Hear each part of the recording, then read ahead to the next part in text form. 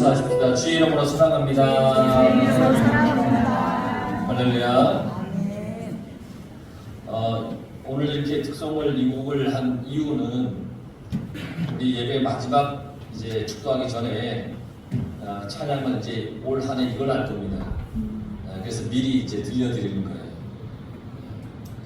지난주까지는 54장을 우리가 했잖아요. 이제 올해부터는 이 물이 바다 덮음 같이 우리가 예배 마치고 그 세상을 향해 나갈 때 하나님의 거룩한 은혜가 이 땅에 덮어지기를, 또 내가 그렇게 쓰임받기를 우리가 결단하고 각오하는 그런 마음으로 이렇게 부르려고 합니다. 그렇게 아시고 한두 번, 한 주, 두 주 정도는 생소할 수 있을지 모르겠지만 계속 부르다 보면 하고 이 가사가 깊이 여러분 가운데 아마 새겨질 것 같아요. 그렇게 하도록 하겠습니다. 오늘 성경 말씀은 지난주에 이어서 마귀가 예수님을 시험하는 장면입니다. 마귀가 금식으로 굶주린 예수님께 이 돌덩이를 떡덩이로 만들어 가라, 그렇게 시험을 했죠. 근데 예수님께서는 사람이 먹는 것으로만, 음식으로만 사는 게 아니라 하나님의 입으로 나오는 모든 말씀으로 산다, 그렇게 말씀하시면서 그 마귀의 시험을 물리쳤습니다. 하나님의 말씀이면 먹을 것도 주시는데 하나님의 말씀 위에 그 어떤 세상의 가치를 올려놓지 말라는 겁니다. 그저 하나님만 바라보라는 겁니다. 이렇게 예수님의 말씀에 마귀는 또 다른 시험거리를 예수님께 제시를 합니다. 이번에는 마귀가 예수님을 어디론가 끌고 갑니다. 그리고 올라갔습니다. 그리고 높은 곳에 가서 그곳에서 순식간에 천하만국을 보여줍니다. 순식간에. 그리고는 하는 말이, 이 모든 권위와 그 영광을 내가 내게 주리라. 이것은 내게 넘겨준 것이므로 내가 원하는 자에게 주노라. 그리고는 네가 만일 내게 절하면 다 네 것이 되리라. 이렇게 마귀가 예수님께 시험을 한단 말이에요. 마귀는 아주 짧은 시간에 천하만국을 순식간에 보여줬어요. 순식간. 이런 마귀의 시험은 이 또 다른 사람의 마음을 교묘하게 이용하는 그런 시험입니다. 마귀는 예수님께 세상의 많은 사람들, 대부분의 사람들이 원하고 가고자 하는 길로 가라, 이렇게 유혹을 합니다. 순식간에 천하만국을 보여주면서 나한테 절하면 그거 다 네 것이 될 거야, 이러면서 세상 사람들이 원하는, 가고자 하는 그러한 길을 가기를 마귀가 예수님께 요구를 하는 거예요. 세상에 많은 사람들은 짧은 시간에 뭔가 많이 얻고 싶어 하잖아요. 여러분들 말고요. 다른 사람들. 어쩌면 나의 모습일 수도 있고 나의 마음일 수도 있을 것 같아요. 짧은 시간에 뭔가 많은 걸 얻고 싶은 거예요. 아니면 뭔가 좀 쉽게 얻고 싶은 거예요. 또 세상에 많은 사람들이 오늘날 여기에 많이 빠져 있는데 그게 뭐냐면 한탕주의예요. 한탕주의. 한 방에 뭔가를 크게 얻으려고 하는 거예요. 그래서 뭐 주식하고 뭐 코인하고 뭐하고 하잖아요. 왜냐하면 한 방에 뭔가를 막 먹고 싶어서. 그래서 많은 사람들이 속아 넘어갑니다. 마귀와 같이 속삭이는 그 한탕주의, 그 한방주의, 거기에 많이 넘어갑니다. 조금의 돈만 투자하면 엄청난 이익을 얻을 거라는 그 말에 귀가 솔깃합니다. 그래서 가진 모든 것을 잃게 되는 사람들을 주위에서 참 많이 봅니다. 노력 없이 결과를 얻으려고 하다가 무너지는 경우들을 많이 봅니다. 무의도식하고자 하는 사람들이 얼마나 많은지 모릅니다. 그러니까 마귀는 예수님께 이렇게 말을 하면서 시험을 거는 거예요. 너도 사람으로 태어났잖냐? 마귀가 지금 예수님께 그러는 거예요. 너도 사람이다. 모든 사람과 똑같이 욕심과 열망을 가지고 살아라. 모든 사람들과 똑같이 인생을 살다가 그냥 그렇게 끝내라. 이 마귀가 지금 예수님께 시험한단 말이에요. 근데 이 시험이 예수님께만 하는 게 아니라 오늘날 우리에게도 하는 시험과 똑같아요. 마귀가 예수님께 이렇게 시험하는 의도가 뭐냐면 예수님을 위대한 사람으로 만들려고 하는 겁니다. 위대한 사람. 하나님의 아들이 아니라 그저 사람으로만 만들려고 하는 겁니다. 너 위대하지 않네. 그러니까 나한테 전하면 이 모든 거 줄게. 좋지 않아? 위대한 사람이 될걸? 하면서 예수님을 지금 시험하고 있는 거예요.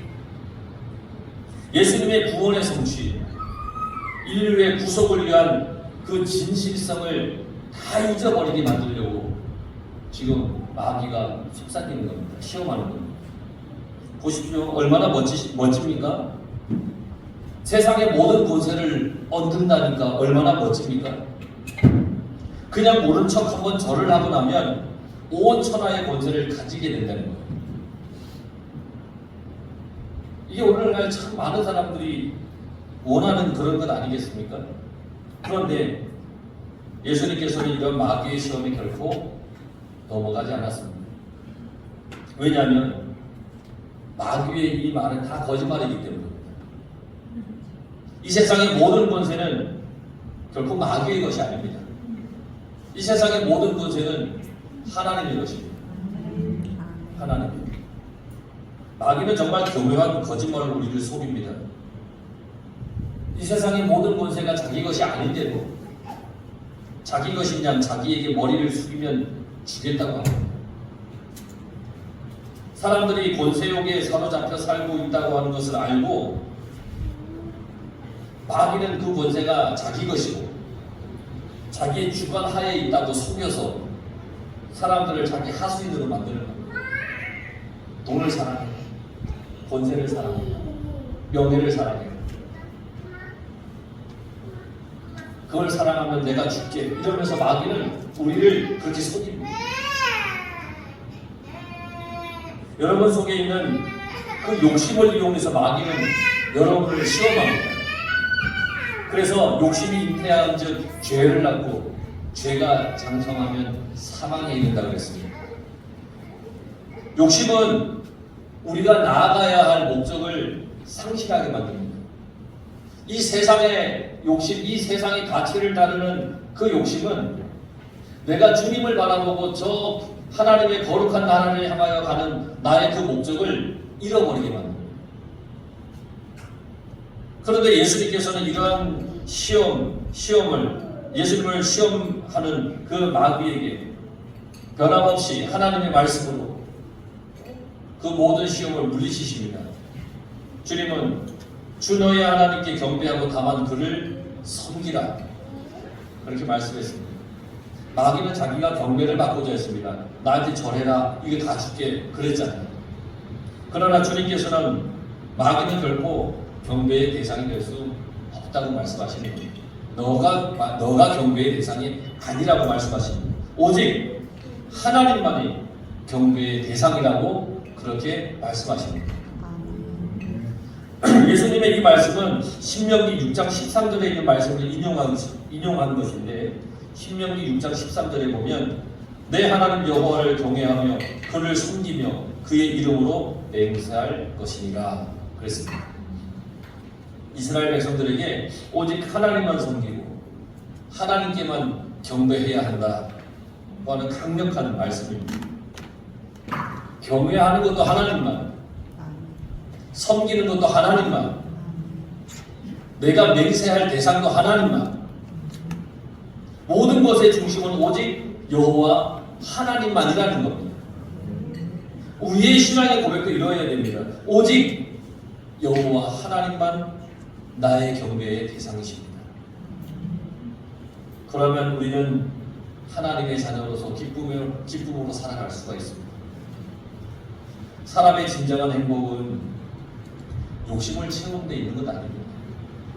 욕심을 채우면 또 다른 욕심이 나를 이렇게 움틀움틀거리게 만듭니다. 천하만국을 얻어서 권세를 누리는 거, 그게 진정한 행복은 아닙니다. 모든 욕심은 새벽 이슬 것 같습니다. 금방 사라지고 말 것들입니다. 그래서 우리는 세상의 것에 연연하지 말아야 됩니다. 세상의 것은 변하고 또 변하고 또 변하는 것입니다. 그러나 살아계신 하나님은 결탄코 변하지 않으신 분입니다. 그렇기 때문에 하나님을 경배하는 것이 우리에게는 가장 행복한 삶입니다. 왜냐하면 변함없는 분을 우리가 믿고 살기 때문입니다. 주님의 부활의 사건, 그 또한 결코 변하지 않는 사실입니다. 십자가의 사건, 변하지 않는 사실입니다. 그래서 우리는 십자가와 부활을 믿고 고백해서 영원한 생명의 약속을 우리를 믿고 살아가는 겁니다. 하나님께 경배하고 다만 하나님을 섬기는 것은 우리가 영생을 바라는 것이기 때문입니다. 이 땅을 사는 우리에게 주시고자 하시는 하나님의 영원한 생명을 우리는 바라면서 살아야 됩니다. 또다시 마귀가 예수님을 시험합니다. 이번에는 예수님을 예루살렘으로 데려가서 성전 꼭대기에 이렇게 세웁니다. 그러면서 이번에는 뛰어내리라는 겁니다. 그러고는 너가 하나님의 아들이면 뛰어내려라. 그러면서 마귀가 뭐라고 그러냐면 하나님이 너를 위하여 그 사자들을 명하사 너를 지키게 하시리라. 그들이 손으로 너를 받들어 내 발이 돌에 부딪히지 않게 하시리라. 지금 마귀가 예수님을 데리고 간 곳이 어디냐면 예루살렘 성전입니다. 성전. 여러분, 성전은 뭐 하는 곳입니까? 하나님께 예배드리는 곳이죠. 우리가 거룩한 마음으로 예배드리는 곳이 성전입니다. 그런데 마귀는 이런 것이 중요하지 않습니다. 하나님의 성전도 마귀는 그에게 시험의 장소일 뿐입니다. 이 시험을 통해서 성전이 가지고 있는 본래의 그 의미를 완전히 상실시키려고 하는 것이 마귀의 속셈입니다. 성전은 하나님께 예배드리는 곳이라기보다는 어떤 능력을 행사하는 그런 곳으로 전락시키려고 하는 이 마귀의 계획입니다. 예수님께 너 뛰어내려봐. 그러면 천사들이 와서 이렇게 받쳐줄걸? 그런 신비로운 걸 좀 보여봐. 이런 걸 원하는 겁니다. 성전의 어떤 기능을 완전히 상실시키는 거예요.